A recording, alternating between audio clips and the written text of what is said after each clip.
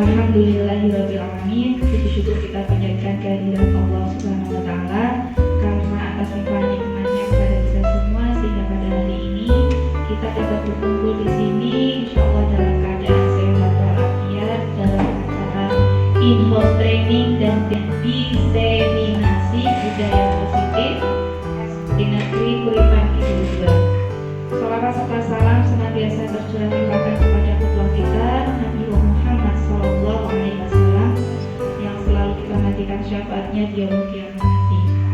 Bapak Ibu beserta diseminasi yang saya hormati, saya akan bacakan susunan acara pada hari ini. Yang pertama adalah pembukaan, yang kedua adalah sambutan, yang ketiga adalah pemaparan presentasi, yang keempat dan yang kelima adalah penutup. Baiklah, demi efisiensi waktu, marilah kita buka acara hari ini dengan melafalkan basmalah bersama-sama. Bismillahirrahmanirrahim. Acara yang selanjutnya yaitu sambutan. Sambutan akan disampaikan oleh Bapak Kepala SD Negeri Kuripan Kidul 2 kepada Bapak Dimas Sugra Cahyono. Kami persilakan.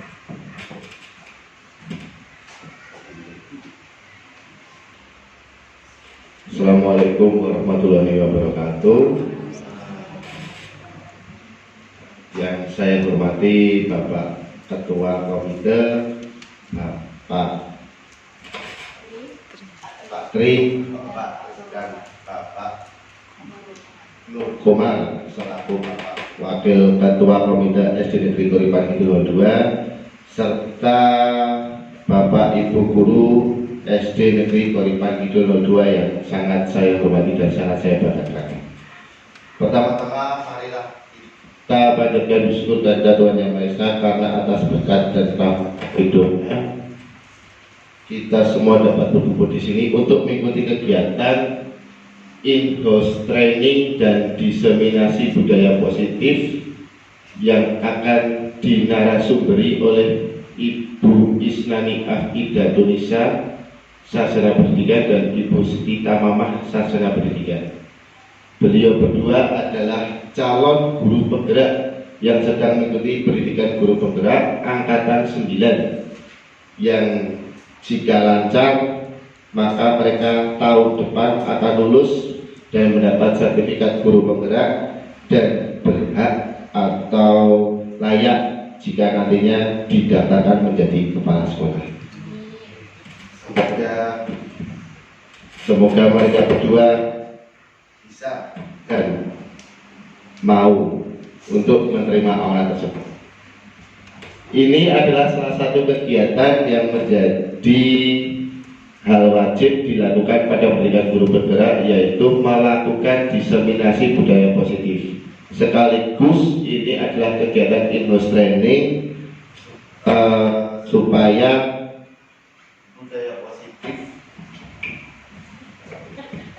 budaya positif itu menjadi budaya yang dapat ditularkan, yang Bapak Ibu Ama sama Bu Isnan itu sudah melakukan di kelasnya masing-masing, dan nanti akan coba dijelaskan sama beliau berdua itu apa sih itu budaya positif dan bagaimana cara menerapkannya.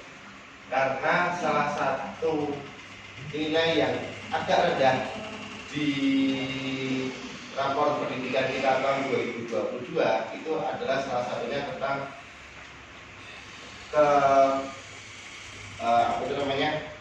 karakter siswa, yang pada hal itu tentang cara siswa itu tertib di kelas. Jadi harapan kita dengan kegiatan ini, Bu Ama sama bisa dapat menjelaskan, dan harapannya Bapak Ibu guru semua dapat melaksanakan apa itu budaya positif dan melakukannya di kelas masing-masing.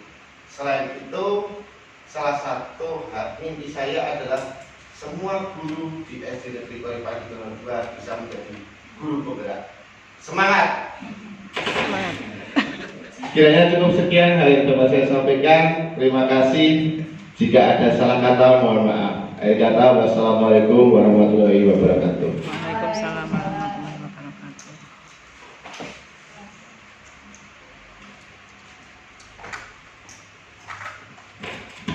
Terima kasih Bapak Dimas atas sambutannya.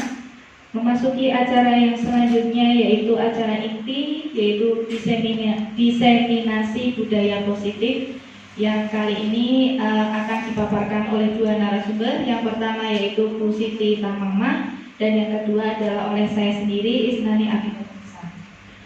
Bapak Ibu peserta diseminasi budaya positif, barangkali budaya positif ini menjadi hal yang baru bagi Bapak Ibu guru semua, karena mungkin sebelumnya belum pernah mendengar atau baru hari ini mungkin dia tahu apa itu istilah budaya positif. Nah, untuk lebih jelasnya nanti apa itu budaya positif, seperti apa contohnya dan bagaimana cara penerapannya, insya Allah dalam waktu 1-1,5 jam ke depan kita akan sama-sama belajar bagaimana cara menerapkan budaya positif di kelas agar siswa kita menjadi siswa yang memiliki karakter baik dan menguasai nilai-nilai kebajikan universal.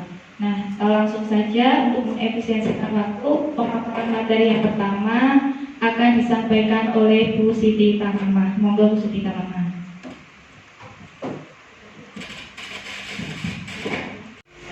Bismillahirrahmanirrahim. Assalamualaikum warahmatullahi wabarakatuh.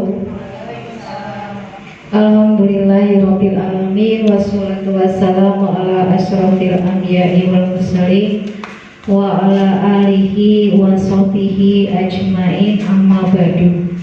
Yang saya hormati Bapak Kepala Sekolah SD Negeri Kuripan Kidul 2, yang saya hormati segenap Dewan Komite SD Negeri Kuripan Kidul 2, dan yang saya banggakan dan yang saya hormati pula Dewan Guru SD Negeri Kuripan Kidul 2. Pertama-tama marilah kita panjatkan puji syukur kehadirat Allah Subhanahu wa Ta'ala, yang mana pada siang hari ini meskipun udaranya panas tetapi hati kita insya Allah diberikan hati yang penuh rasa syukur, hati yang dingin, sehingga bisa mengikuti kegiatan ini dengan hikmat. Salawat dan salam selalu tercurah pada junjungan kita Nabi besar Muhammad Sallallahu Alaihi Wasallam.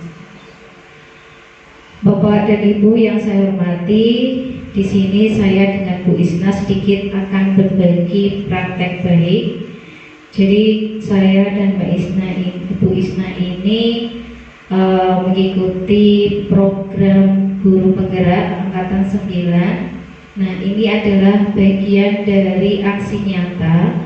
Diharapkan di aksi nyata itu kita betul-betul memberikan kontribusi baik, memberikan praktek baik untuk kemajuan SD Kuripan Kidul 2. Mudah-mudahan hal ini juga nantinya yang menggerakkan, baik itu dari kepala sekolahnya, guru, dan semua yang ada di dalamnya ikut terlibat memajukan dari SD Kuripan Kidul 2. Nah, untuk diseminasi hari ini kami mengambil yaitu tentang budaya positif, di mana budaya positif itu terdiri dari 8 bagian inti. Jadi nanti kami dengan Bu Isna akan memaparkan 8 inti ini. Mudah-mudahan Bapak dan Ibu semua tidak bosan ya, karena materi ini sebenarnya kita sudah melaksanakan, tetapi secara teorinya, secara sumbernya kita belum tahu persis. Dan ini pun merujuk pada survei lingkungan itu. Survei lingkungan yang sudah kita isi juga tertanam di sini. Kemudian kemarin kita mengisi PMM juga ada di dalamnya. Jadi kita sudah melaksanakan, tetapi secara teori, secara pemahaman kita ambil alih di sini untuk memahamkan panjenengan semua. Mudah-mudahan nanti yang saya sampaikan dengan Bu Isna ini memberikan gambaran, memberikan pemahaman untuk panjenengan. Di dalam konsep inti budaya positif itu ada nama yang pertama itu disiplin positif. kemudian nilai-nilai universal, kemudian teori motivasi perilaku manusia, yang keempat kebutuhan dasar manusia, yang kelima keyakinan kelas, yang keenam hukuman dan penghargaan, yang ketujuh posisi kontrol, yang kedelapan adalah segitiga restitusi. Membagikan materi ya, jadi saya dapat kecatat jadi dari positif, disiplin positif, nilai teori motivasi perilaku manusia, kemudian kebutuhan dasar manusia, keyakinan kelas nanti yang memaparkan saya, kemudian Bu Isna nanti pada nilai-nilai universal, hukuman penghargaan, posisi kontrol dan segitiga restitusi. Nah, kita setiap hari sudah mendengar mungkin ya, jadi kayak di budaya-budaya positif ya. Padahal kalau kita melihat dari kata budaya ya, budaya berarti mesti kebiasaan ya, kebiasaan positif berarti hal yang baik. Jadi dari pengertian budaya positif di sini adalah perwujudan dari nilai-nilai atau keyakinan universal yang diterapkan di sekolah. Budaya positif yang diterapkan di sekolah adalah salah satu perwujudan dari visi guru yang mengandung nilai-nilai kebajikan sesuai dengan tujuan pendidikan nasional yang dijabarkan dalam profil pelajar Pancasila. Jadi Nyenanga sudah mengaitkan diri, saya adalah seorang guru. Pastinya dalam diri kita terdapat nilai-nilai kebajikan. Tidak mungkin aku Pak jadi guru, nanti aku mau jadi orang pembolos, tidak mungkin. Dari awal kita sudah punya nilai-nilai baik. Saya ingin jadi guru karena saya ingin berbagi ilmu, karena saya ingin mendidik anak dengan baik. Karena jariannya kita mendidik, memberikan ilmu anak itu tidak ada putusnya.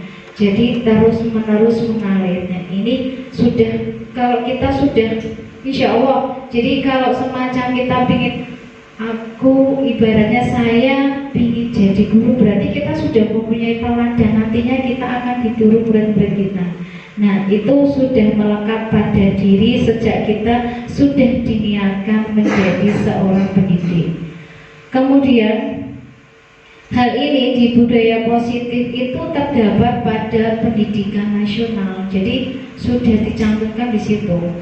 Kalau di agama itu kita sudah mengenal namanya akhlak ya, istilah pembelajaran perilaku. Nah, ini sama. Jadi perilaku di sini sama dengan budaya positif atau akhlak positif. Kemudian dari pengertian budaya positif ini juga bersumber pada profil pelajar Pancasila ya.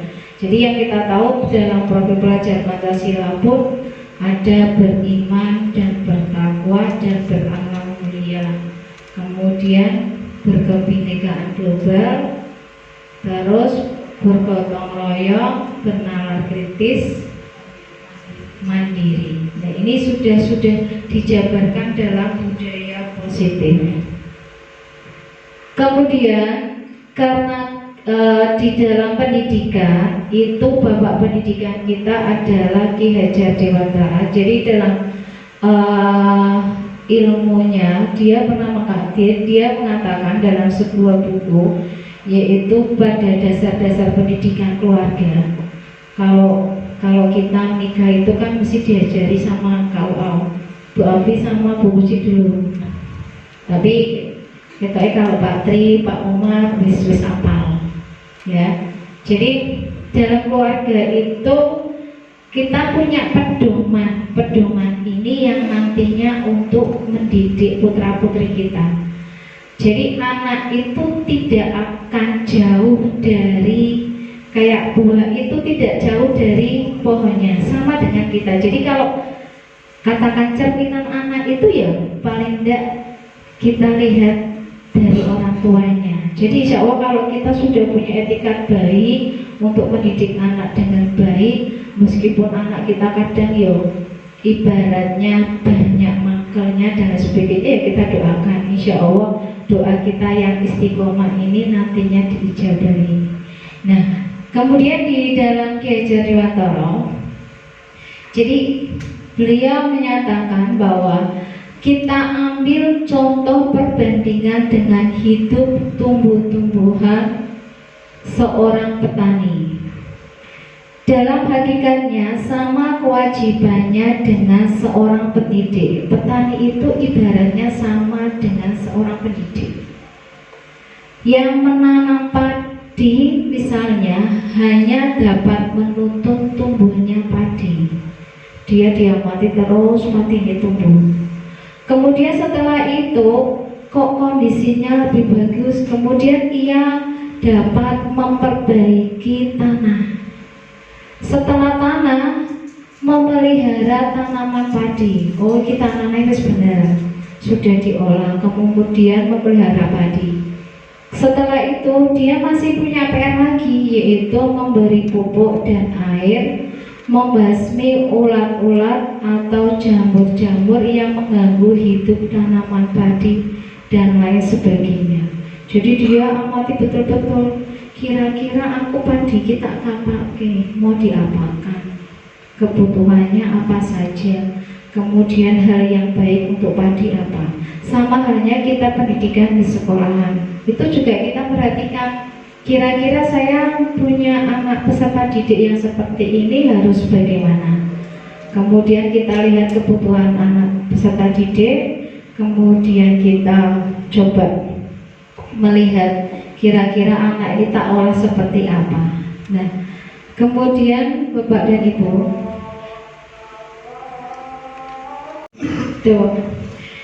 Bapak dan Ibu saya lanjutkan ya. Jadi dari tadi yang disampaikan oleh Ki Hajar Dewantara, jadi kita dapat menyimpulkan bahwa sekolah itu ibaratkan sebagai tanah tempat bercocok tanam. Jadi yang kemarin tadi ada yang merawat, kemudian basmi dan sebagainya. Jadi sekolah itu diibaratkan sebagai tanahnya. Sehingga seorang guru perlu mengusahakan agar sekolah menjadi sebuah lingkungan yang menyenangkan, aman, nyaman untuk bertumbuh serta dapat menjaga dan melindungi setiap murid dari hal-hal yang kurang bermanfaat atau bahkan mengganggu perkembangan potensi murid. Itu sudah menjadi kewajibannya seorang pendidik. Dengan demikian, salah satu tanggung jawab seorang guru adalah bagaimana menciptakan suatu lingkungan positif yang terdiri dari warga sekolah yang saling mendukung. Jadi kita sebagai warga sekolah itu kita saling mendukung, apapun kekurangan yang ada di sekolahan kita bareng-bareng memenuhi, bareng-bareng mengisi. Kemudian saling belajar. Jadi yang kita dengan anak, dengan peserta didik, kadang anak itu lebih kritis ya, anak itu lebih kritis, Bu salah Bu, ya kita tetap memberi, anak itu beri masukan, kita ucapkan terima kasih. Karena anak sekarang kan sudah eranya era globalisasi, jadi anak mungkin lebih tahu daripada kita. Kita berikan apresiasi kepada anak itu, kita ucapkan terima kasih atas sarannya. Tidak usah kita perlu anak itu lebih pintar daripada saya. Jadi kita itu adalah pembelajar sepanjang hayat. Jadi dengan meskipun posisinya sudah jadi guru, itu tetap pada posisi belajar. Kemudian saling bekerja sama sehingga tercipta kebiasaan-kebiasaan baik. Dari kebiasaan-kebiasaan baik akan tumbuh menjadi karakter-karakter yang baik. Pertamanya dari yang biasa-biasa, kemudian akan berkarat, akan menjadi jiwanya anak untuk menjadi anak yang baik di warga sekolah, dan akhirnya karakter-karakter dari kebiasaan baik akan membentuk sebuah budaya positif. Nah, ini kemudian seperti tadi yang sudah saya sampaikan, dalam belajar budaya positif itu sudah terdapat dalam standar nasional pendidikan. Nah, ini adalah contoh pasalnya, contoh kalimat yang ada di standar nasional pendidikan. Jadi lingkungan yang positif sangat diperlukan agar pembelajaran yang terjadi adalah pembelajaran yang berpihak pada murid. Jadi pembelajarannya betul-betul kita itu pada murid. Kalau dulu pembelajarannya modelnya materinya harus yang dicapai sekian, sekarang kita masih kalau Merdeka Belajar itu disesuaikan dengan kebutuhan belajar. Kalau anaknya yang pelan, ya kita sesuaikan dengan anak yang pelan. Ya. Kemudian berpihak selain kepada murid, sebagaimana tertuang dalam standar proses dan standar nasional pendidikan pasal 12. Yang pertama, pelaksanaan pembelajaran sebagaimana yang dimaksud di lingkungan positif itu adalah diselenggarakan dalam suasana belajar yang pertama. Jadi lingkungan yang positif itu suasana belajarannya yang interaktif. Jadi kita dengan siswa itu saling tanya jawab, interaktif dengan anak. Jangan anak yang kiranya kurang aktif, ya guru kira-kira mancing, kira-kira biar wah anak ini kok kurang aktif ya kita jawab, kita pelan-pelan dekati mereka. Kemudian yang B yaitu inspiratif, paling tidak pembelajarannya bermakna inspiratif, kemudian menyenangkan. Ya, kadang pembelajaran yang kita lakukan itu anak menjadi bosan. Nah, ini adalah PR kita. Tetapi kita harapkan dengan model-model yang sekarang, dengan video, kemudian anak langsung praktek pada alam ini, insya Allah anak akan lebih senang. Kemudian yang D yaitu menantang. Jadi jangan pembelajarannya yang menonton, harus yang menantang. Kira-kira anak itu terbuka, aku pingin bagaimana ya? Kira-kira pembelajaran tadi itu yang diarahkan seperti apa? Kemudian yang kelima, memotivasi peserta didik untuk berpartisipasi aktif. Yang keenam, yaitu suasana belajar memberikan ruang yang cukup bagi prakarsa kreatif, kemandirian sesuai dengan bakat, minat, dan perkembangan fisik serta psikologis peserta didik. Nah, ini palingan tidak anak itu kreatif, dia punya pemikiran sendiri, kemudian diapresiasikan ke dalam suatu bentuk. Kita ajak anak untuk bermain dolan-dolan bareng, tetapi pembelajaran itu juga sudah menunjukkan pada anak yang kreatif. Kemudian yaitu yang kita masuk pada inti pertama, disiplin positif. Secara umum, disiplin positif adalah suatu pendekatan untuk menerapkan disiplin dalam diri anak tanpa hukuman dan hadiah. Jadi disiplin itu anak itu tidak merasa itu sebuah hukuman atau tidak merasa itu sebuah hadiah. Jadi disiplin positif perlu diterapkan baik dalam lingkungan keluarga maupun lingkungan sekolah. Dengan menerapkan disiplin positif diharapkan tindak kekerasan dapat dihindari, ya. Nah, ini kadang saya sendiri juga masih susah untuk memberikan suatu anak itu biar disiplin. Mau dikasih hukuman, nanti takutnya di sekolah juga anak tidak mau dikasih hadiah, nanti ngojek. Nah, ini di sini diharapkan disiplin positif itu anak sudah, oh kalau saya melakukan hal seperti ini nanti akibatnya pada saya, dia sudah takut dengan sendirinya. Dengan nilai-nilai yang mereka percaya. Jadi mereka, misalkan saya berangkat sekolah harus tepat ini. Nah, ini kalau nggak tepat nanti saya ketinggalan pelajaran. Jadi dia merasa dirinya dia sendiri yang rugi. Kemudian menyelesaikan tugas tepat waktu, mengerjakan PR. Nah ini kadang anak sekarang kan modelnya anak kalau nilai sedikit Pak Ora seperti wis dapat nilai. Nah ini kadang bagi anak masih kurang sekali untuk menyelesaikan tugas yang diberikan oleh Bapak dan Ibu guru. Tak saja untuk kemudian yang kedua yaitu tentang motivasi perilaku. Ya, Diane Johnson dalam bukunya Structuring School Discipline menyatakan ada 3 motivasi perilaku manusia. Yaitu yang pertama, yang membuat manusia itu motivasi perilaku, yaitu untuk menghindari ketidaknyamanan atau hukuman.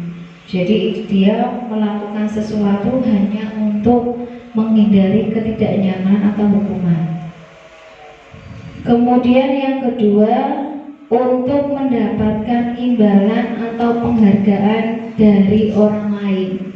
Dia melakukan seperti itu hanya untuk mendapatkan imbalan saja atau mendapatkan hadiah. Nah, tidak semata-mata saya melakukan seperti ini untuk kebaikan saya, untuk hal baik saya. Tidak. Ya, itu yang nomor 1 tadi karena hukuman, takut. Yang ketiga, yaitu untuk menjadi orang yang mereka inginkan dan menghargai diri sendiri dengan nilai-nilai yang mereka percaya. Nah, nilai ini adalah nilai yang memotivasi diri yang lebih baik. Jadi dari 1, 2, 3 yang lebih baik adalah pada poin 3 untuk menjadi orang yang mereka inginkan. Dia menghargai dirinya sendiri. Oh, kalau saya berangkat pagi terus insya Allah nanti saya tidak ketinggalan pelajaran. Nanti ibu bapak orang marah, ya. Kemudian nanti di sekolahan saya ketemu dengan Bu BTI. Nah, ini adalah contoh. Yang ketiga itu dia sudah bukan lagi karena penghargaan, bukan lagi karena hukuman. Kemudian untuk motivasi perilaku, jadi yang pertama menghindari ketidaknyamanan, mendapat penghargaan itu adalah motivasi dari eksternal, dari luar, bukan dari dirinya. Nah, yang kita harapkan pada peserta didik kita, kepada putra-putri kita, kepada diri kita sendiri adalah yang pada poin 3, menghargai diri sendiri dengan nilai-nilai yang dipercaya, yaitu adalah motivasi internal, motivasi dari dirinya sendiri, bukan karena orang tuanya, bukan karena bapak ibu gurunya, dan bukan karena temannya. Kemudian yaitu yang keempat tentang 5 kebutuhan dasar manusia. Nah, ini ada setiap manusia itu memiliki 5 kebutuhan dasar ini. Mungkin Bapak Ibu sudah pernah mendengar dan mungkin sudah dipraktekkan, yaitu yang pertama survival, yaitu bertahan hidup. Dimanapun dan kapanpun kita bisa bertahan hidup, ya, beradaptasi. Kemudian yang kedua, kasih sayang yang diterima, butuh kasih sayang yang diterima, ya. Kemudian kebebasan. Yang ketiga kebebasan, yang keempat kesenangan, dan kelima penguasaan. Ini adalah 5 dasar kebutuhan manusia. Nah, mungkin yang selanjutnya yaitu tentang keyakinan kelas. Nah, untuk keyakinan kelas ini kemarin kita bareng-bareng mengumpulkan PMM, diantaranya budaya positif. Banyak yang mengambil tema tentang keyakinan kelas, ya.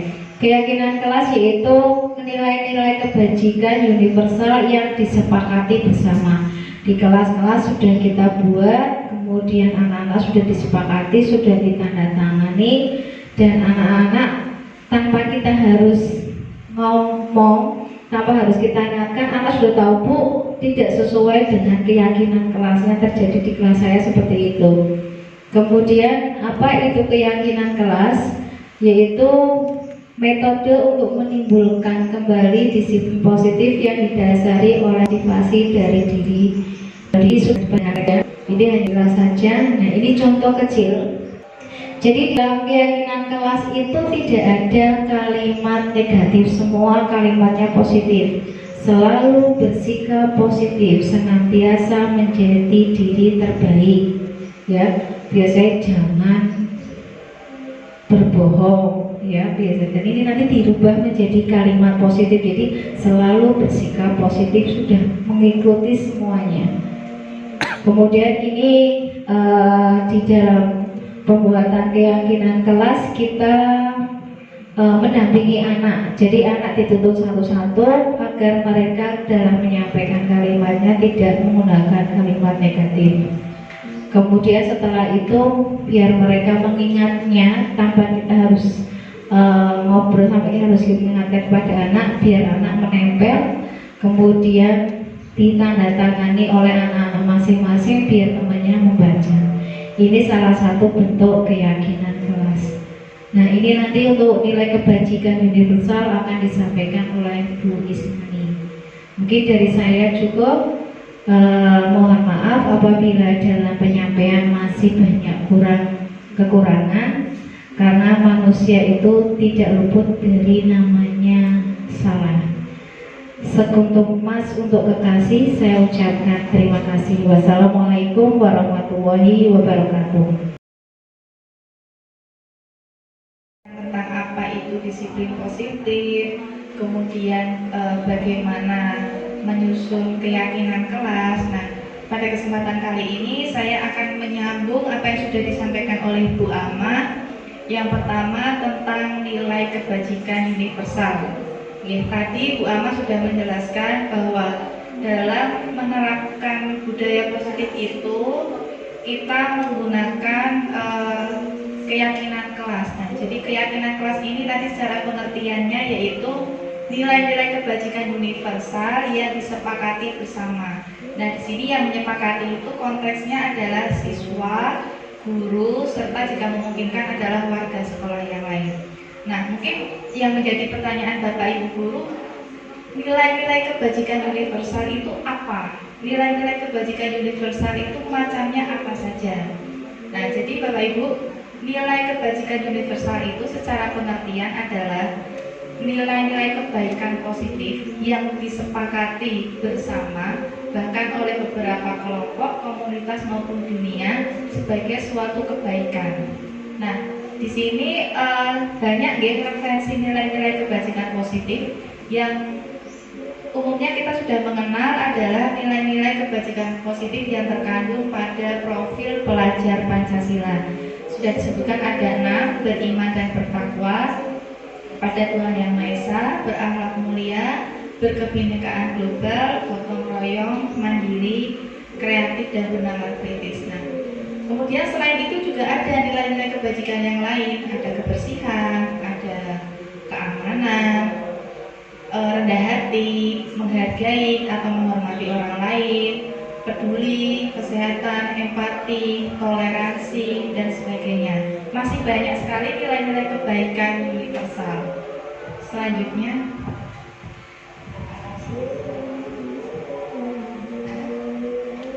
sekarang kita akan mencoba mengidentifikasi nilai-nilai kebajikan universal apa sih yang terkandung dalam poin-poin peraturan. Tadi kan jadi mungkin Bapak Ibu masih bingung bedanya peraturan dengan keyakinan kelas apa. Kalau biasanya kan kita menyusunnya itu menyusun peraturan. Tapi bedanya apa dengan keyakinan kelas? Kalau peraturan itu biasanya dibuat oleh salah satu pihak. Misalnya pihak sekolah menerapkan peraturan dan peraturan itu harus dipatuhi oleh seluruh warga sekolah. Tapi tidak melibatkan warga sekolah yang lainnya, misalnya guru ataupun siswa. Nah, beda dengan keyakinan kelas. Kalau keyakinan kelas ini kita melibatkan siswa sendiri untuk mengusulkan ide-idenya, bagaimana caranya supaya mereka itu bisa nyaman belajar di kelas, bisa betah belajar di kelas. Nah, dengan cara mereka menyepakati kesepakatan melalui nilai-nilai kebajikan tadi yang diramu dalam sebuah keyakinan kelas. Nah, dalam penyusunan keyakinan kelas ini bentuknya tadi sudah dijelaskan oleh Bu Alma adalah berupa kalimat yang positif, bukan kalimat yang berkonotasi negatif. Jadi kalau misalnya di kelas Bapak Ibu masih ada keyakinan kelas tapi kok bunyinya itu kalimatnya masih ada jangan, dilarang, tidak boleh, berarti itu masih belum merujuk kepada keyakinan kelas, itu masih merujuknya ke peraturan. Jadi nanti setelah ini bisa direvisi, bisa disesuaikan. Nah, sekarang coba kita bersama-sama menganalisis tentang kalimat-kalimat dalam peraturan ini. Coba kita cari nilai kebajikannya apa yang terdapat di dalam kalimat tersebut. Yang pertama, kembalikan barang ke tempatnya. Kira-kira nilai kebajikannya apa, Bapak Ibu? Apa, Bu Ayu? Kembalikan barang ke tempatnya. Tadi kan nilai-nilai kebajikan yang itu apa? Disiplin. Oke, ada jawaban lain selain disiplin? Rapi, bisa nggak? Kerapian, keteraturan, ketertiban bisa atau tidak kira-kira? Bisa nih. Oke, kalimat yang kedua, dilarang mengganggu orang lain. Nah, ini kira-kira nilai kebajikan universalnya apa? Dilarang mengganggu orang lain. Berarti ada nilai apa yang harus kita junjung? Ada nilai apa yang harus kita jaga? Tidak mengganggu orang lain berarti apa? Saling menyayangi. Boleh ada jawaban yang lain? Menghormati orang lain. Oke, bisa ya. Yang selanjutnya, hadir di sekolah 15 menit sebelum pembelajaran dimulai. Kira-kira nilai kebajikan universalnya apa? Disiplin. Oke, betul. Yang selanjutnya, dilarang melakukan kekerasan. Apa nilai kebajikan yang terkandung?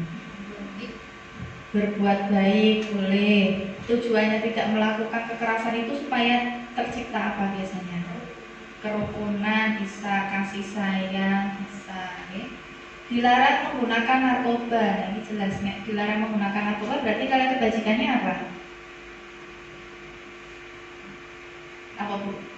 Kesehatan ya, karena narkoba itu biasanya kan hubungannya sama kesehatan badan kita. Keselamatan juga bisa, karena dengan mengkonsumsi narkoba bisa membahayakan keselamatan jiwa kita.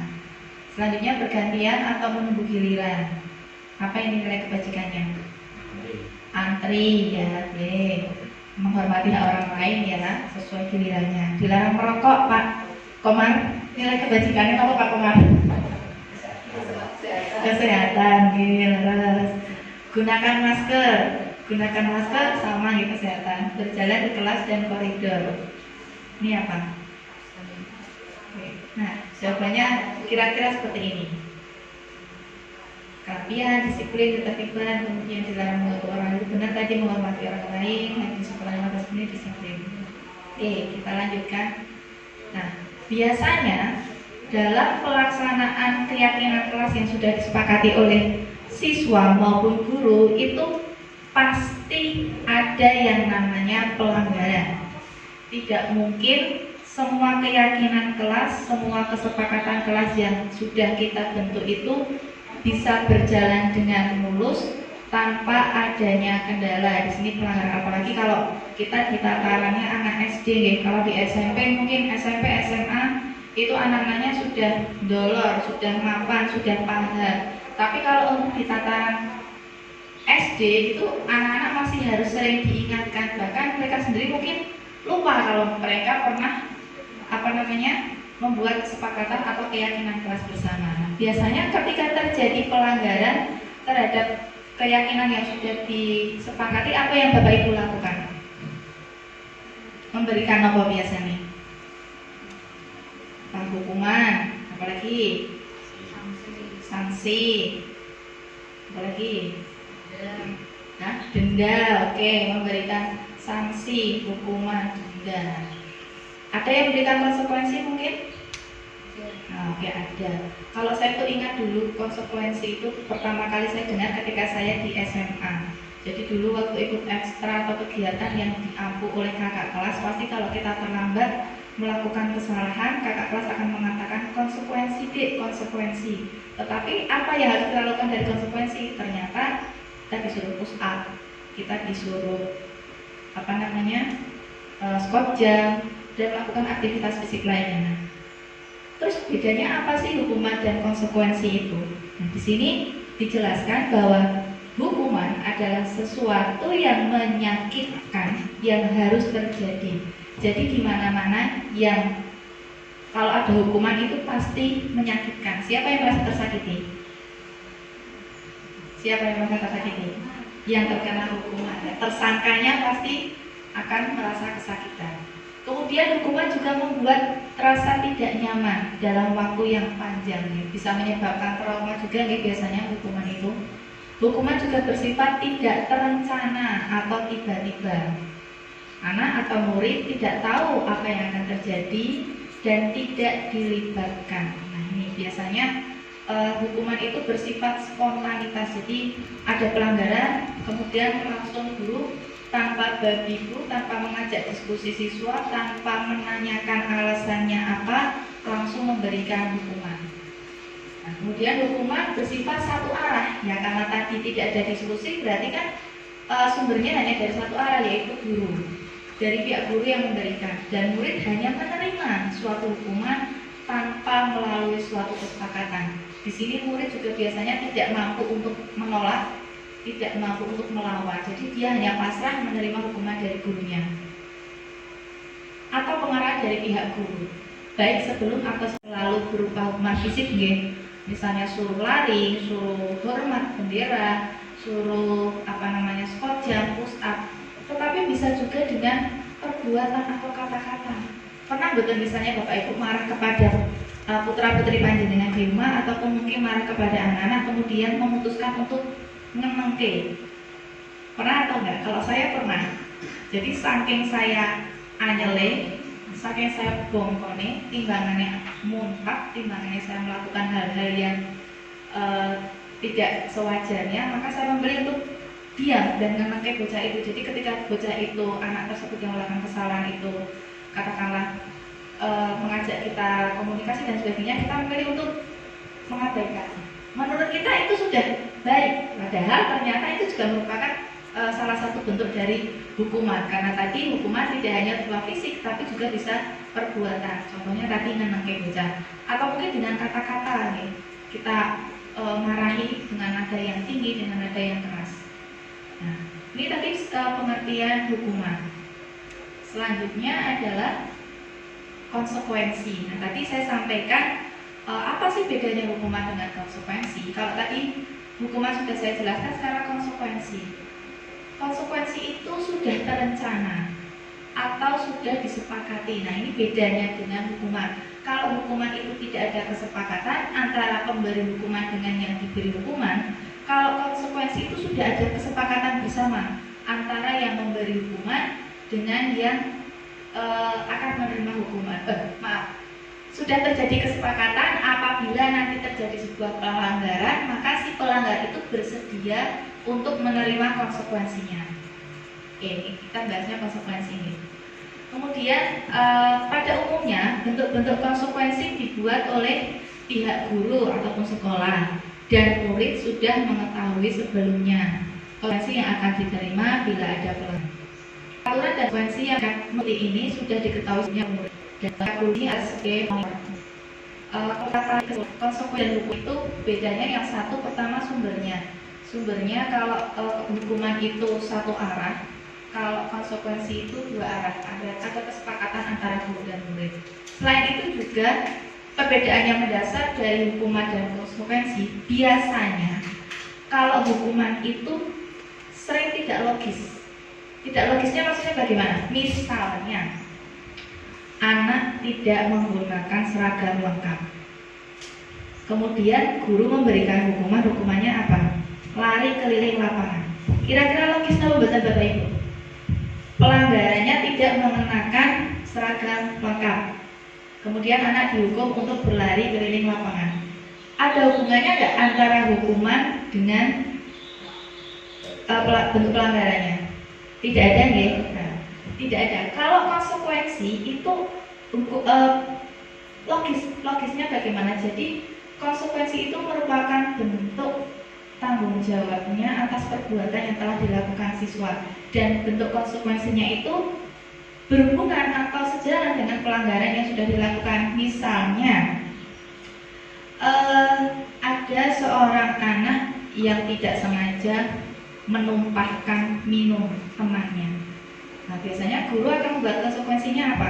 Kalau anak sudah menumpahkan minuman, anak disuruh apa? Mengepel. Logis apa betul dengan bentuk pelanggarannya? Logis ya? Tidak mungkin anak menumpahkan minuman kemudian guru menyuruhnya push up atau lari. Kalau masih ada guru yang seperti itu, berarti itu bukan konsekuensi, melainkan apa Bapak Ibu?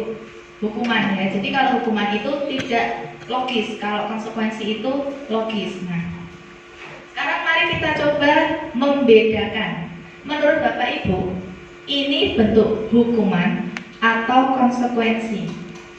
Nah, yang pertama, lari keliling lapangan 10 kali karena terlambat hadir. Hukuman atau konsekuensi, Bapak Ibu? Konsekuensi. Hukuman atau konsekuensi? Konsekuensi. Lari keliling lapangan 10 kali karena terlambat hadir. Oke, ini adalah hukuman ya. Karena anak itu datang terlambat, kok disuruh keliling lapangan. Lah, hubungannya apa? Mau datang terlambat kok keliling lapangan? Itu adalah hukuman. Kemudian yang kedua, membersihkan coretan yang dibuatnya di meja. Oke, konsekuensi. Kita paham ya, mulai masuk nih.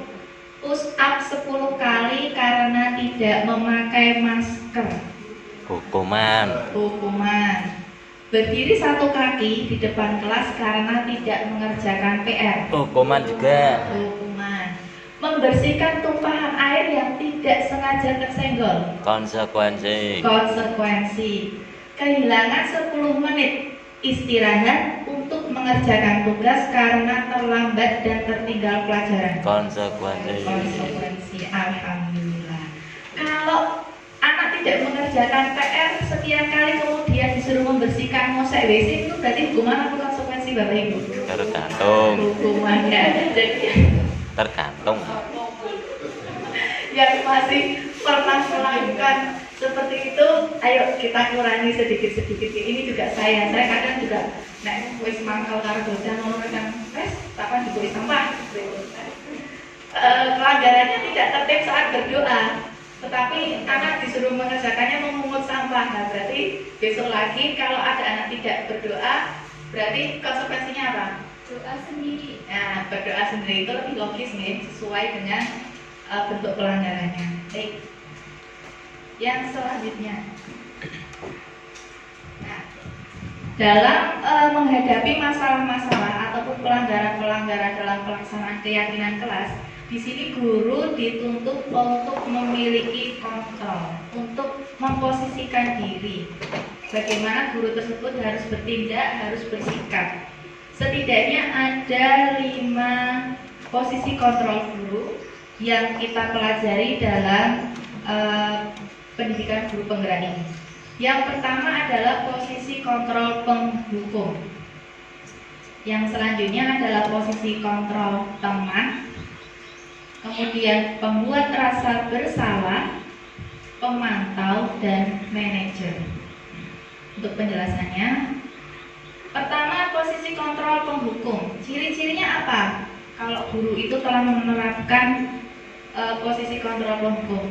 Yang pertama adalah guru akan menggunakan nada yang tinggi, menghardik, mengancam, atau menyindir. Jadi kalau guru sudah mengeluarkan kata-kata dengan nada yang tinggi, kemudian bahkan mungkin sampai nuding, sampai mengancam, berarti dia sudah mempraktekkan posisinya sebagai apa Bapak Ibu? Penghukum. Kemudian apa efeknya ketika guru menerapkan posisi kontrol penghukum? Efeknya adalah akan menyebabkan murid berontak dan dendam. Jadi kalau eh, anak yang mendapatkan hukuman atau mendapatkan perilaku dari posisi kontrol penghukum ini, anak biasanya akan berontak dan dia akan menyimpan dendam di dalam dirinya. Guru percaya bahwa hanya ada satu cara agar pembelajaran berhasil, yaitu cara dia. Nah ini anu sekali ya, apa namanya, arogan sekali, egois. Jadi guru itu menganggap pokoknya hanya sayalah yang bisa mengatur kalian, hanya dengan cara sayalah bisa menerbitkan kalian. Tapi guru tersebut tidak memberikan kesempatan kepada si anak untuk menjelaskan alasan dia melakukan perbuatan itu adalah apa. Nah ini adalah beberapa contoh kalimat yang merujuk kepada posisi kontrol penghukum, yaitu patuhi aturan saya atau awas. Nah ini berarti kan adanya mengancam ya.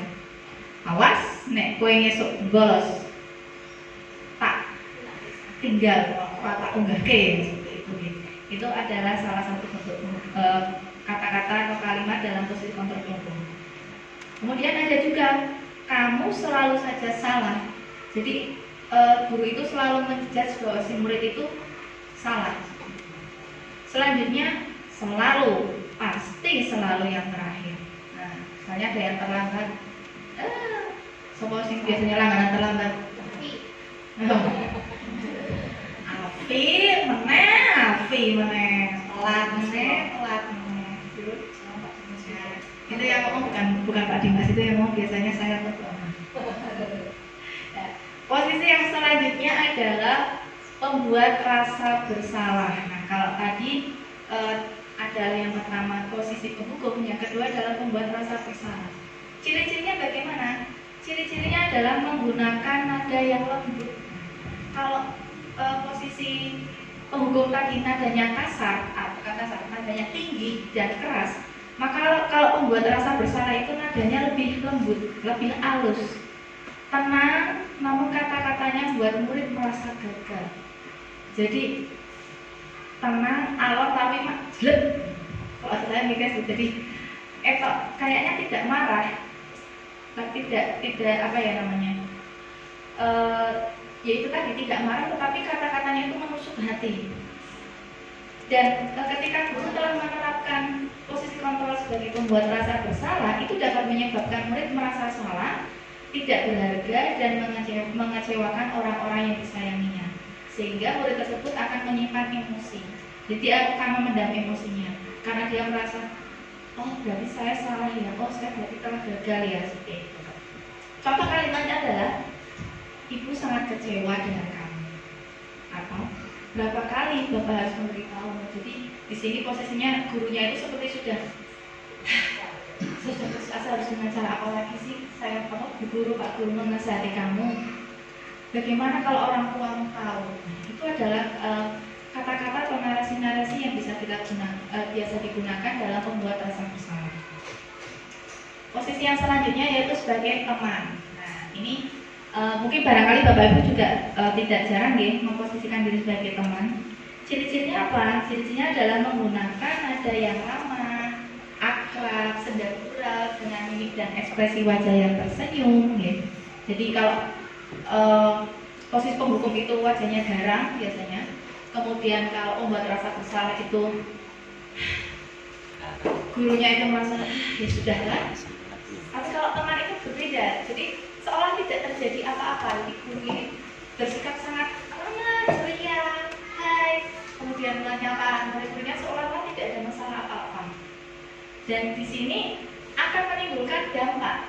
Walaupun guru itu kesannya kok ramah, tidak marah, akrab dan menggunakan senda gurau, tetapi tadi ya positifnya adalah guru sebagai teman menggunakan humor untuk mempengaruhi seseorang. Jadi anak itu tidak merasa kalau dia sedang dinasehati. Jadi guru menggunakan ibaratnya bahasa-bahasa yang merasa menganggap bahwa teman itu adalah murid itu adalah temannya guru. Jadi anak tidak merasa diintimidasi.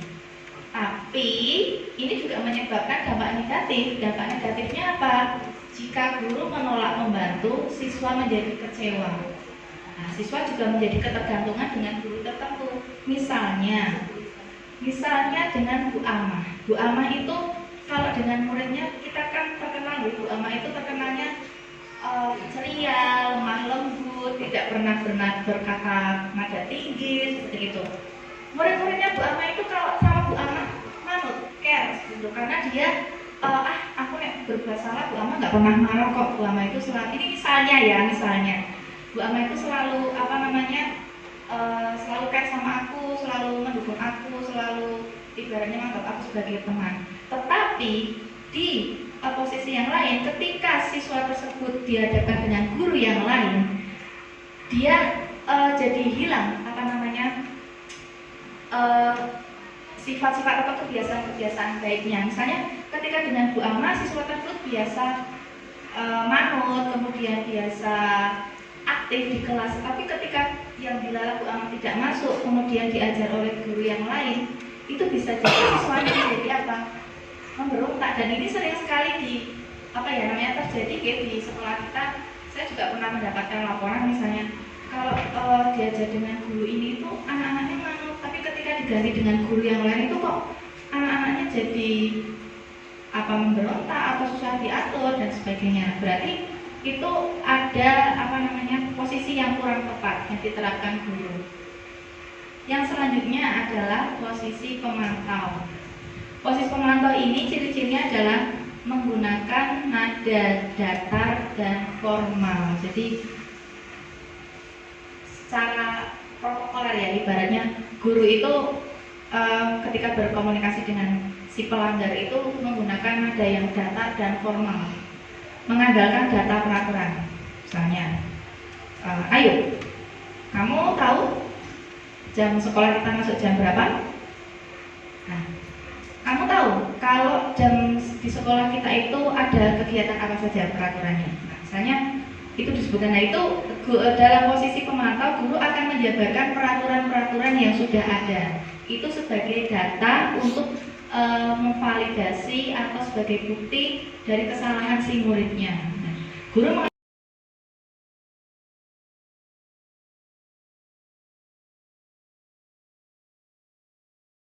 ini contoh kalimatnya.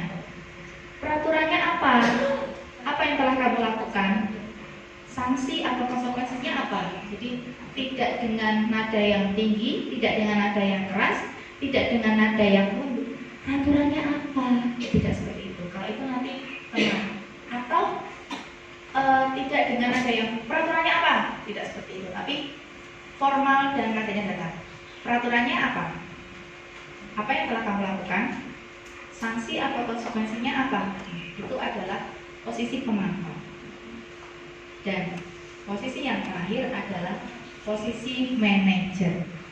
Posisi manajer ini ciri-cirinya adalah satu, netral.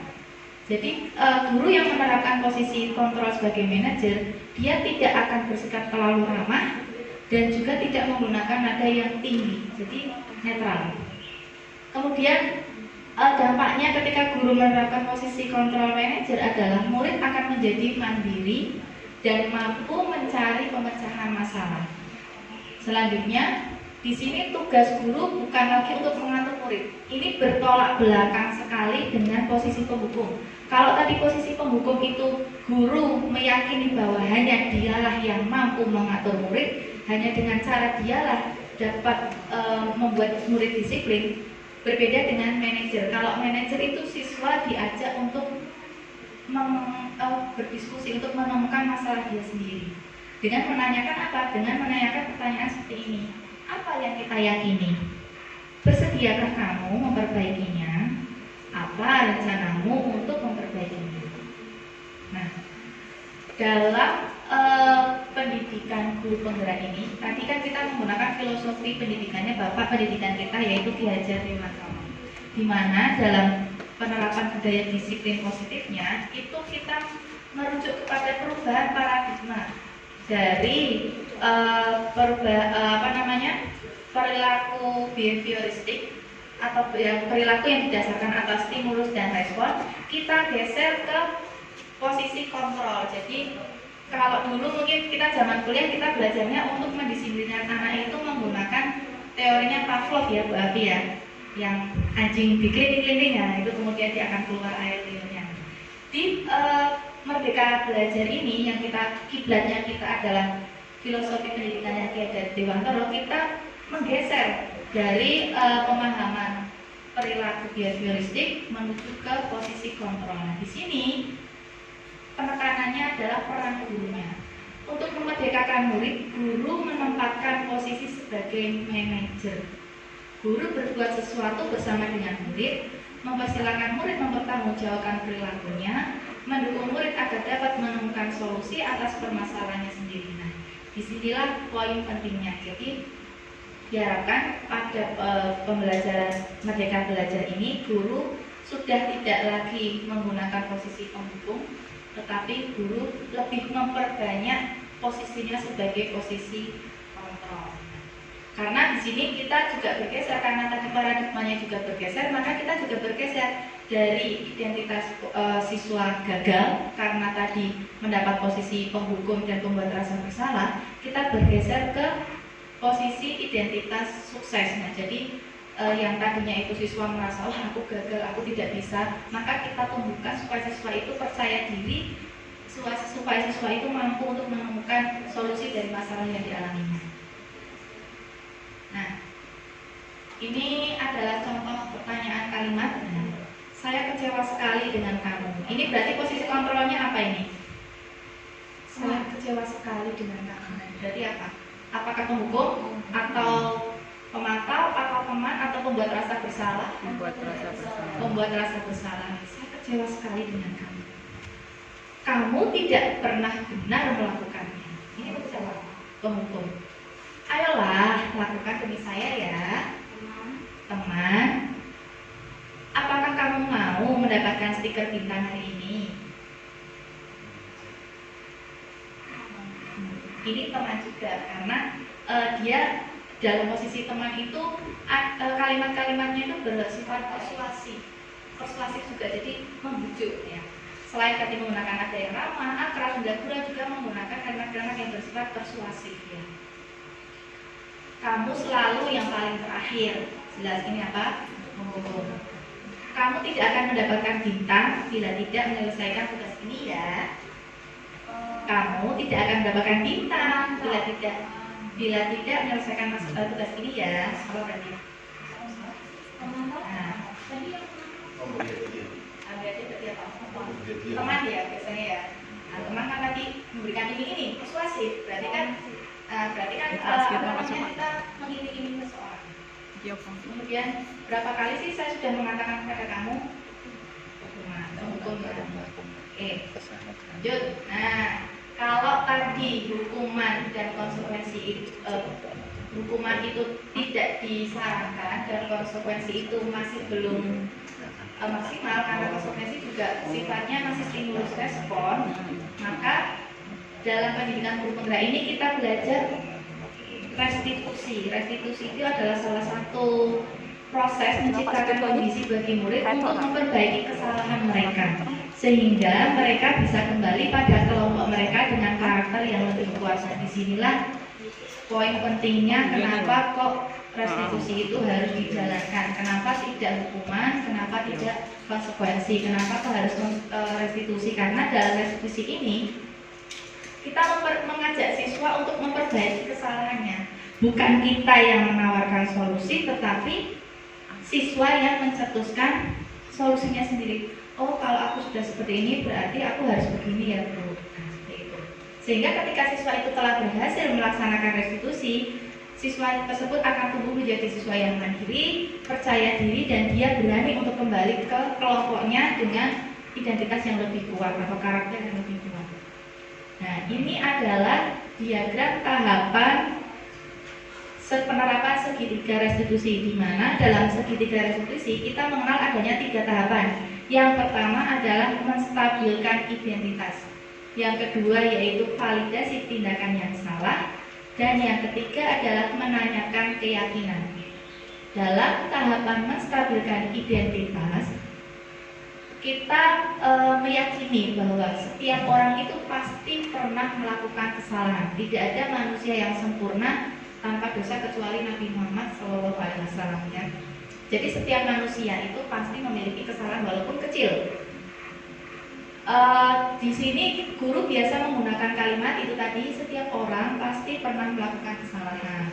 Kamu bukan satu-satunya yang pernah melakukan kesalahan ini. Jadi dalam tahapan menstabilkan identitas, siswa itu diajak atau diposisikan bahwa dia itu bukanlah tersangka, tapi ya memang perbuatan salah itu wajar. Sebagai manusia itu pasti ada salahnya, ada khilafnya. Jadi tidak langsung menghukumi siswa, kamu itu mesti salah gini, tidak seperti itu.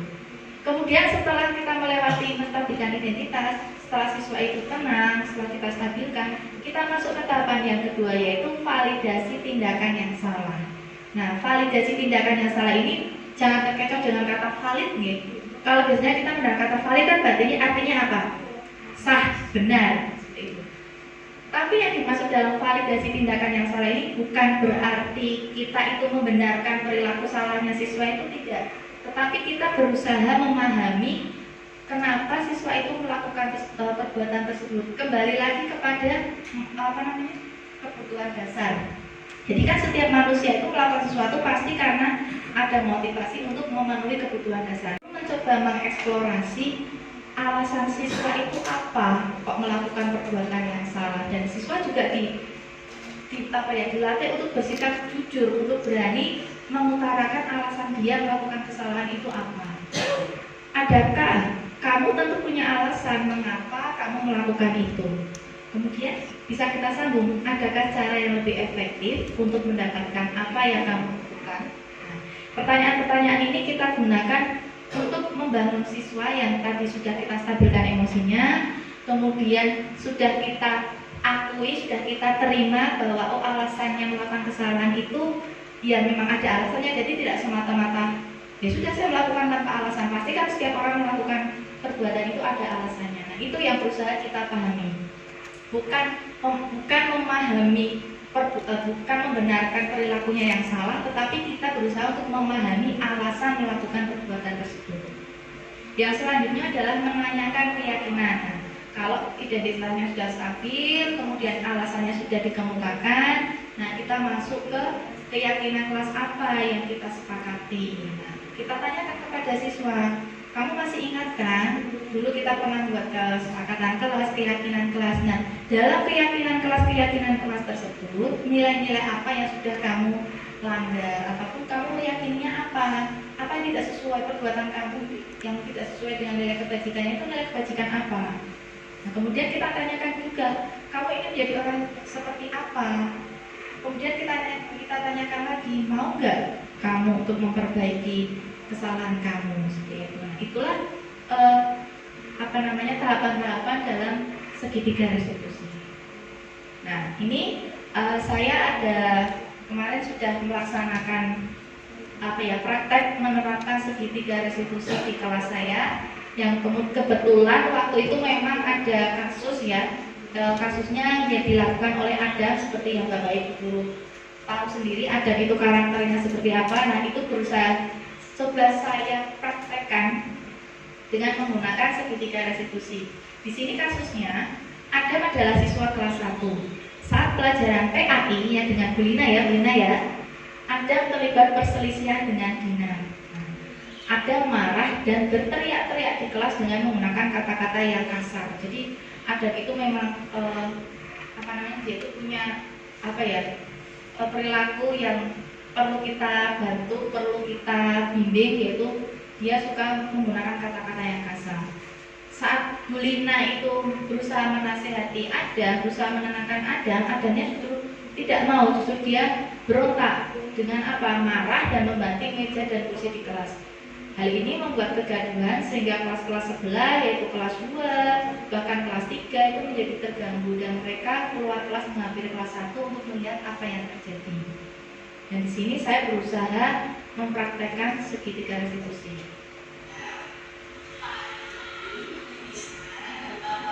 Bisa kita simak ya.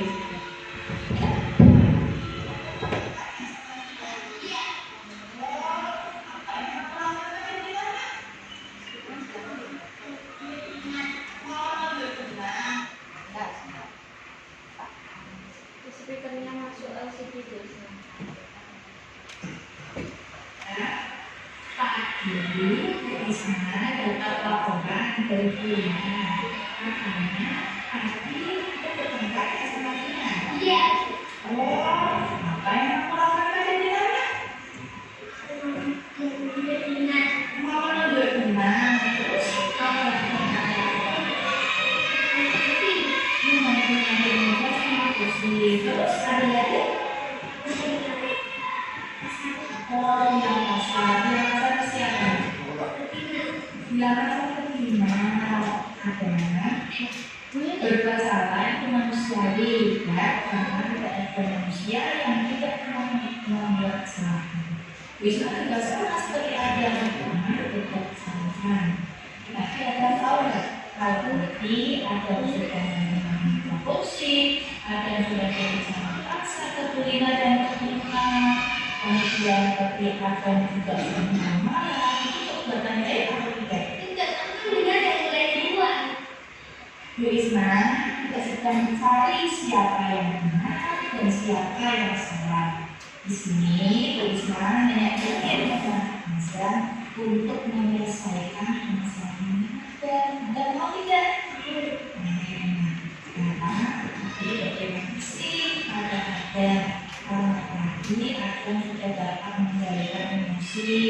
Nanti katanya Adam memang benar. Tapi tadi jadi model kan? Tidak. Terima kasih ya karena Adam sudah bisa memakan diri. Nah, sekarang aku kenapa berarti Adam marah-marah dengan apa sebabnya? Oh, jadi ada marah ke Dina karena Dina menolak bukunya Adam. Tapi Dinanya nggak mau minta maaf ya? Oh, jadi bisa paham. Pasti Adam merasa sangat sedih ya karena Dina nggak mau minta maaf ya. Coba Adam masih ingat tidak dengan kesepakatan kelas yang kita buat? Masih ingat? Nah, kalau tadi ada sudah mengenal, sudah berusaha paksa, sudah menemukan bersih. Kira-kira keyakinan kelas apa yang sudah ada melanggar ini? Menghormati orang lain dan juga sopan santun. Betul sekali. Nah, kira-kira kalau tadi kalian sudah tahu bahwa agama itu sama, dan sudah mendapat keyakinan kelas, maka yang dapat Anda lakukan untuk memperbaiki kesalahan Anda, meminta maaf, berdoa dan juga berdoa ya. Baik, nah sekarang kalau misalnya hari ini Anda sudah minta maaf sama benar dan juga benar. Kalau besok kedua lagi kejadian yang sama, apa yang akan Anda lakukan? Tidak mau lagi terus. Kalau ada yang nakal sama dia, maka bagaimana? Baik ya, besok lagi kalau ada yang nakal berarti Anda harus apa? Harus lapor ke guru komunikasi tidak membantu komunikasi kan? Oke, alhamdulillah sekarang sudah menyadari apa kesalahan Anda dan sudah berjanji ya sama guru untuk tidak mengulangi lagi. Sekarang apa yang akan kita lakukan saat ini?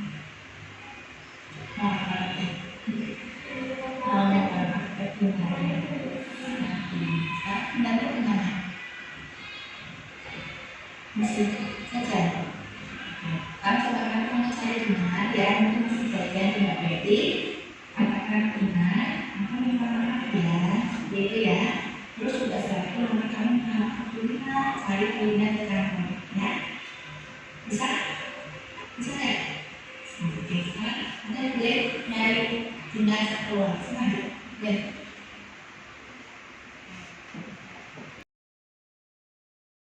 Kasusnya ada. Apakah dengan menerapkan segitiga restitusi ini sekali bisa langsung berhasil, Bapak Ibu? Tidak nih. Tentunya karena ini hal yang baru ya, apalagi mungkin kalau biasanya siswa terbiasa dengan hukuman, terbiasa dengan konsekuensi, kok kemudian diterapkan segitiga restitusi ini, pasti tidak serta-merta anak itu langsung berubah drastis menjadi baik perilakunya, tidak. Akan tetapi bagaimana kalau misalnya kok sekali belum berhasil, apa yang harus dilakukan? Apakah kita kembali pakai restitusi ternyata tidak berhasil, ya sudah kita kembali ke settingan pabrik saja pakai hukuman? Apakah seperti itu? Tidak nih. Ketika satu restitusi itu tidak berhasil, maka kita ulangi lagi restitusi yang kedua. Kok restitusi kedua kok belum berhasil? Kita ulangi lagi restitusi ketiga sampai si anak tersebut benar-benar menyadari, benar-benar paham bahwa dia harus menjaga nilai-nilai kebajikan universal yang sudah dia sepakati dan dia yakini dalam dirinya sendiri. Nah, terus apakah kalau segitiga restitusi 1 gagal, 2 gagal, artinya segitiga restitusinya ini tidak berhasil? Ya tidak juga, karena kita lihat lagi dari apa sih tujuannya segitiga restitusi tadi? Tujuannya yang pertama kan menciptakan identitas sukses. Nah, jadi dalam posisi di sini anak tidak akan merasa aku gagal ya, aku sebagai anak yang nakal dan sebagainya, tidak, tapi justru kebalikannya, siswa itu merasa percaya diri, aku itu berarti kalau berbuat salah seperti ini itu ya wajar, ya namanya manusia, tetapi aku juga harus ingat bahwa ada nilai-nilai hak-hak orang lain yang harus aku hargai, yang tidak boleh aku langgar seperti itu. Dan melalui penerapan segitiga restitusi ini setidaknya guru sudah bisa mengajari siswa untuk berani mengakui kesalahan diri sendiri, berani untuk mengungkapkan alasannya berbuat salah, dan yang paling penting di sini adalah siswa bisa menemukan solusi dari masalahnya sendiri, dan itu adalah hal yang paling penting dari tujuan utama segitiga restitusi. Nah, baik Bapak Ibu, peserta diseminasi budaya positif SD Negeri Kulipan 2, kiranya itu yang dapat saya sampaikan tentang segitiga restitusi dan juga nilai-nilai kebajikan serta posisi kontrol guru. Untuk selanjutnya acara akan saya serahkan kepada Bu Siti Tamama. Ya, terima kasih kepada Bu Isnani Afid Tunisa yang tadi telah memaparkan terkait dengan ke restitusi, kemudian posisi kontrol, kemudian nilai-nilai kebajikan ya. Mudah-mudahan ini nanti bisa diterapkan Bapak dan Ibu semua di kelasnya masing-masing ya. Karena waktu sudah siang dan sudah melebihi pasal 12, jadi untuk acara selanjutnya yaitu ditutup ya, karena tadi sudah ada tanya jawab, sudah ada beberapa contoh yang sudah disampaikan oleh Bu Isnani. Jadi kita sudah memahami apa yang nantinya akan kita lakukan. Mungkin itu aja Bapak dan Ibu pemaparan dari saya dan Bu Isnani. Kurang lebihnya mohon maaf ya. Mudah-mudahan ini menjadikan praktek buat panjenengan semua. Saya tutup acara pada siang hari ini dengan membaca hamdalah bersama-sama. Alhamdulillahirabbil alamin. Saya dan Bu Isnani mohon maaf apabila dalam penyampaian banyak sekali tutur kata yang kurang berkenan di hati panjenengan semua. Wabillahi taufik wal hidayah. Wassalamualaikum warahmatullahi wabarakatuh.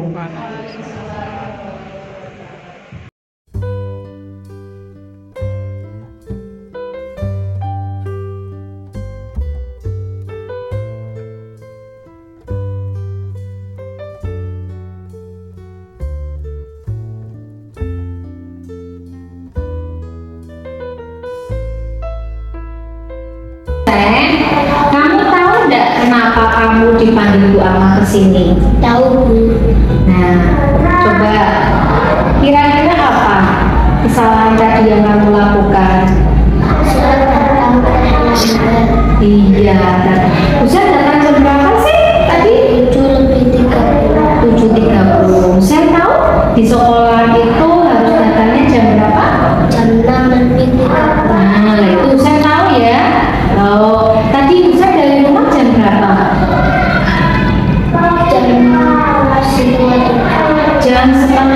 Waduh, nah kira-kira kalau Husain di sekolahnya masuknya jam 6.30, Husain dari rumahnya jam 6.30, kira-kira masuknya terlambat atau tidak? Hah? Terlambat. Nah, guru sekarang tahu ya, Husain sekarang tahu ya, Husain melakukan kesalahan. Ya, melakukan kesalahan itu manusiawi, setiap manusia bisa melakukan kesalahan. Ya, guru di sini memanggil Husain bukan untuk menyalahkan Husain, tapi guru mau mencari solusinya bersama-sama dengan Husain. Ya, kira-kira apa yang harus Husain lakukan? Ya, sekarang Mama mau tahu mengapa sih Husain kok datang terlambat ke sekolah? Bangunnya terlambat, bangunnya siang. Oh iya, bangun siang. Bangun siang kenapa?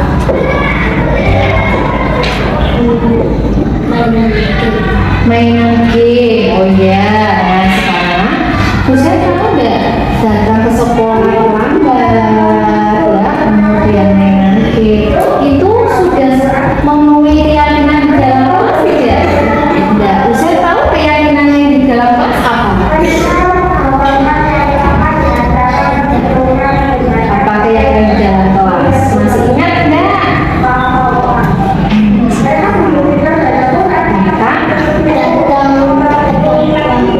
Iya, terus apa lagi? Tidak apa? Iya, itu sih saya masih ingat ya. Jadi kesalahan Husain itu tidak sesuai dengan keyakinan kelas ya. Untuk besoknya bagaimana Husain? Tapi ya tidak tidak mungkin. Terus apa lagi?